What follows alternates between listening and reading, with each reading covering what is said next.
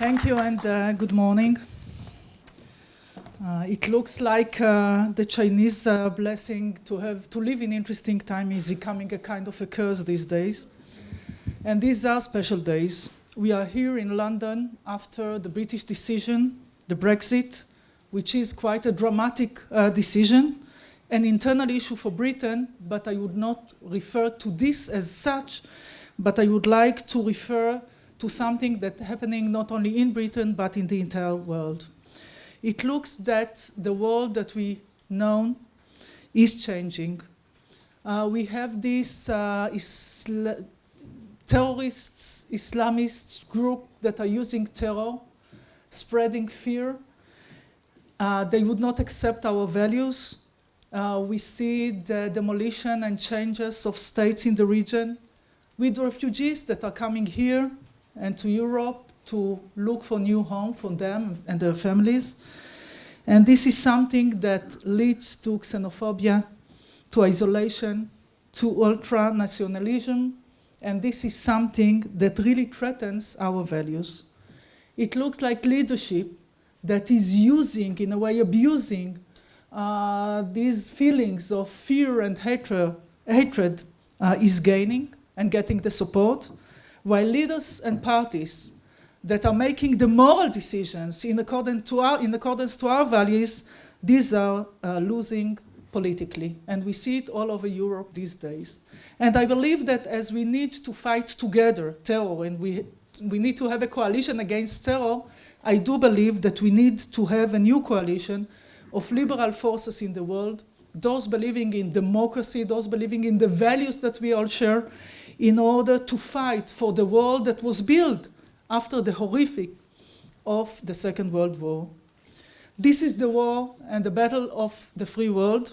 We all need to cooperate in this, not only military, but also in a political matter in order to defend our values. Now, Israel and Britain are allies in the fight against terrorism. Israel and Britain are democracies. In both Israel and Britain, we have respectable, and rightly so, legal system. Israel has a legal system that we all are proud of, that is taking action. Also, when Israel is acting against terror, when there is any violation, not only of the international law, but also of the ethical code of the army, and we and I support the legal system of Israel, even though there's a political price to it. Now, the fact that Israeli leaders, decision makers, and Israeli army commanders are forced to participate in a kind of the theater of the absurd when we come to London, this is something which is not acceptable. It's not a personal issue. It's a moral issue, and this is something that needs to be changed. In fact, the British legal system is being abused, and we cannot allow the law to be abused as a weapon by those who seek to blur the moral distinction between those fighting terror and those defending against it. Now, Israel and Britain should be allies also in common sense as well. Just yesterday or 2 days ago, Hamas targeted a civil children's center in Sderot. Thank God it was closed. And we have, as decision makers in Israel, and on this it's not important whether it's coalition or opposition, to defend the Israeli civilian's life. So I'm proud in the decisions that I've made as a cabinet minister in the Israeli government. I would never ask the world to turn a blind eye to what Israel is doing in its fight against terror, but I want the world to judge us in accordance to your values as well, to their values as well. Now, as there is no legal system in the world that make a compromise or any equivalence between a car accident or a premeditated murder, I would not and we should not accept any equivalence between those that are fighting terror and between the terrorists themselves. For them, they have inquiries when they miss the kindergarten or the civilians, we have inquiries when, unfortunately, and this happens in war, we have civil casualties in our war against terror. So Israel is a democracy who knows how to supervise our own not only law but also ethical code and system of values. And as we respect what Britain is doing against international terror, and Israel is open for any British minister to come and visit Israel without questioning him about his decision in the British cabinet against international terror, my expectations, our expectation, is that Israel would be respected here in its need to fight against terror, and this, we would not be questioned about this. It's not only my expectation, these are the expectations of the State of Israel. So speaking about values and speaking about the democratic values, I would like to say that Israel, as a member of the free world, and Israel is a democracy, Israel is the nation state of the Jewish people. And our responsibility as Israeli leaders is to keep the values of Israel as a Jewish democratic state living in harmony and not in contradiction. But in order to do so, we need also to open a completely new and different dialogue between Israel and the free world, and between Israel and the world Jewry. And first of all, I would like to thank the members of the Jewish community who came here today to listen to us. I know that you truly care for the future of the State of Israel. I know that, like all of us, are in pain when we are facing terror in Israel. And today in Israel is the day of funerals of those that were just killed last week. And the understanding that we are together is part of the inner strength of the Israeli society. But we need to change the dialogue, because the old dialogue was Israel saying to the world Jewry, okay, we are here for you as a safe and secure shelter in case of anti-Semitism. You are welcome to come, but you need to stand with us no matter what and not criticize us when the Israeli government policy is different from what you believe is the right policy or the right vision for the State of Israel.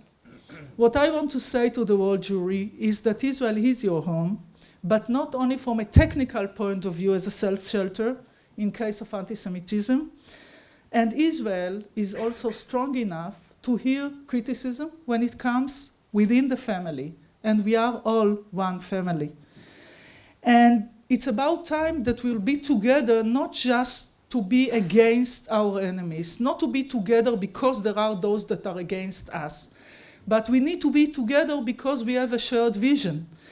And we need to be united when we are talking about our values, about our vision. Now, we don't need to invent this vision again today. It's written in the Scroll of Independence when the State of Israel was established. And the meaning in one sentence is that Israel is hopefully a secured but a Jewish democratic state in the ancient land of Israel. But I would like to focus in two words, Jewish democratic state. We are all talking about these two words, speaking about Jewish democratic state, but yet we didn't decide what is this Jewish state. And we have a lot of democracies in the world, but we didn't decide how to keep and preserve the democratic values of the State of Israel. Now, this is important because the obvious of 1948, when the State of Israel was established, is not obvious anymore. When it comes to the concept and the idea of Israel as a nation state of the Jewish people, I hear more and more questions about what does it mean. And when Israelis feel that we are the Davids of the region, because we are a small state surrounded by enemies, when the world is looking at Israel, instead of looking at Israel from a satellite point of view, it's becoming a Google Earth point of view. And what the world is seeing is David and Goliath, but in a different manner. What they see is the Israeli soldier and the Palestinian child. So for them, there is a huge gap between us, between our values, between the way we feel, and between the world, the way the world is looking at us. More than that, when it comes to the Jewish communities, there is a kind of an erosion also of the understanding of Israel. I mean, I see young people here, and I'm very glad to see these young people here. But when I meet and have meetings with Jewish leaders and Jewish friends, what they say to me is that, listen, our parents, basically they're my age, so our parents, the grandparents, they cried with joy when the State of Israel was established. It was really the miracle. And Israel is. And their children, talking about my age and even older, they were terrified when the State of Israel was under attack in 6 Days War and in Yom Kippur War. But their grandchildren, when they are looking at Israel, sometimes they ask question, what is Israel? And unfortunately, sometimes they feel uneasy to stand with or to defend Israel in the campus. And this is true for Britain, and this is also true for the United States. So we need to define first to ourselves, what does it mean, this Jewish democratic state, and to do it again. So is Jewish state means an halachic state? No way. Israel is a Jewish state not from a religious perspective, but from a national perspective. And the Jewishness of the state should not be the monopoly of the ultra-Orthodox parties in Israel. Because I said that we are one party, we are one family, we are one people. We can pray in different ways, in different languages, in different lyrics, but yet we share the same history, the same culture, the same religion in different ways, but also the same values. And this is something that we need to reestablish. That Judaism is also a matter of values, because this is something that was forgotten during the years of the establishment of the State of Israel. And therefore, when we are speaking about the Jewishness of the State of Israel as a matter of values, it is also clear to me that the Jewish values can live and should live in harmony with the democratic values. Because democracy, for me, is not only system of election, but it is also system of values. And therefore, we need to keep, and this is our responsibility as Israeli leaders, to keep the values of Israel as a Jewish democratic state living in harmony and not in contradiction in Israel. And it is also something which is the obvious for me, but it's becoming less and less obvious in Israel, that Israel is the nation state of the Jewish people with equal rights to all its citizens. Because equality is not just a matter of democracy, this is part of our Jewish values, and it's not a favor that Israel as a Jewish state do to Israel as a democratic state. This is part of our Jewish values as well as this is part of our democratic values. But, well, this is nice to speak about it, but in the end, there is a moment in which the democratic values of Israel can be in contradiction with the nature of the State of Israel, of a Jewish state, and this is the moment in which we lose, and hopefully we would not, the Jewish majority in this tiny place. And therefore, from my perspective, the idea of two states for two peoples is the way to keep and preserve the values of Israel as a Jewish democratic state. It's not a favor to the Palestinians, it's not a favor to the international community. This is part of our values, and this is the way we need to act.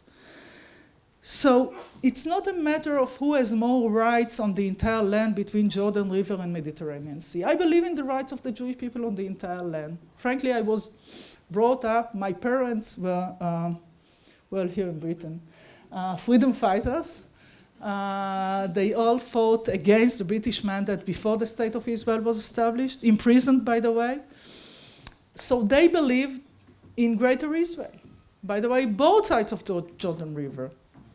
But yet, according to their values, I believe that our choice is between having Greater Israel, but the meaning is that the State of Israel would stop existing as a Jewish state or as a democracy, or to have the State of Israel on part of the ancient land of Israel, but yet to keep its values as a Jewish democratic state. In my choice between the state of Israel and the entire land of Israel, my choice is the state of Israel. Now, just a short story, since I was talking about my parents. Well, my mother, as I said, she was really a great believer of Greater